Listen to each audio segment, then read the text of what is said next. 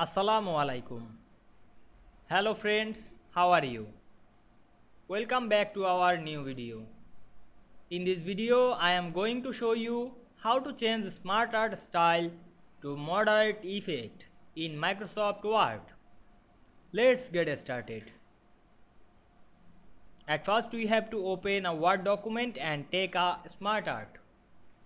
Now you want to change this SmartArt style to moderate effect. Click the SmartArt and go to the design menu. Then click SmartArt style drop down menu and choose the design moderate effect. Now we can see here we change the SmartArt style to moderate effect very easily. You can change the SmartArt color or more than effect. Click the colors option and choose any color. I hope you enjoyed the video.